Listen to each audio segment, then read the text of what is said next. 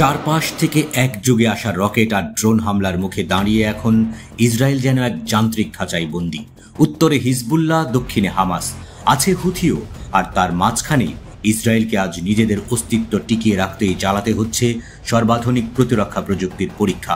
যুদ্ধক্ষেত্রে পরীক্ষিত আয়রন ডোম ব্যবস্থা এবার নতুন রূপে হাজির হয়েছে, কারণ প্রচলিত ব্যবস্থাগুলো আর আগের মতো কাজ করছে না।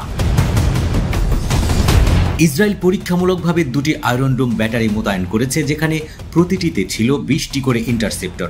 উদ্দেশ্য ছিল চারদিক থেকে আসা রকেট, ড্রোন, এমনকি ক্রুজ ক্ষেপণাস্ত্রের হুমকি মোকাবেলা করা।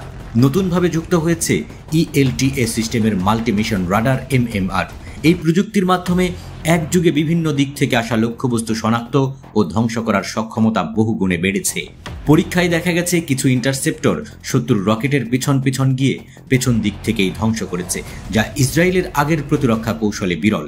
ইসরায়েল মিসাইল ডিফেন্স অর্গানাইজেশনের প্রধান মোশে প্যাটেল বলেছেন, এই যুদ্ধের অভিজ্ঞতা থেকে শিক্ষা নিয়েই আমরা আয়রন ডোমে নতুন প্রযুক্তি যুক্ত করেছি।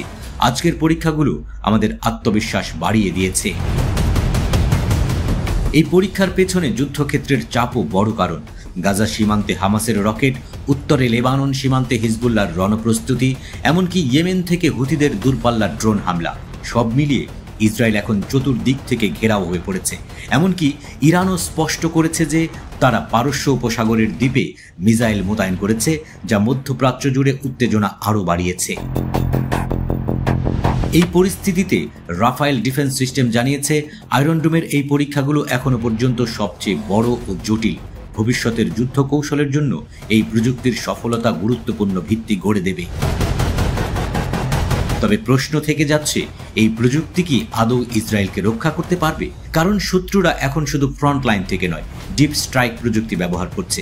ড্রোন, ক্রুজ মিসাইল, উচ্চগতির রকেট, সব মিলিয়ে প্রতিরক্ষার হিসাবটাও এখন আগের মতো সহজ নয়।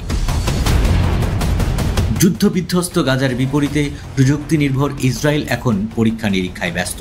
কিন্তু বাস্তবতা হলো, যুদ্ধের মাঠে প্রযুক্তি যত উন্নত হোক, আকাশে একযোগে 200 থেকে 300 ক্ষেপণাস্ত্র ছোড়া হলে আয়রন ডোমও হিমশিম খাবে। আগেও সেই ঘটনা ঘটেছে। ফলে ইসরায়েলের সামরিক বিশ্লেষকরাও বলছেন, বর্তমান যুদ্ধ ইসরায়েলের অস্তিত্ব রক্ষার জন্য সবচেয়ে বড় চ্যালেঞ্জ।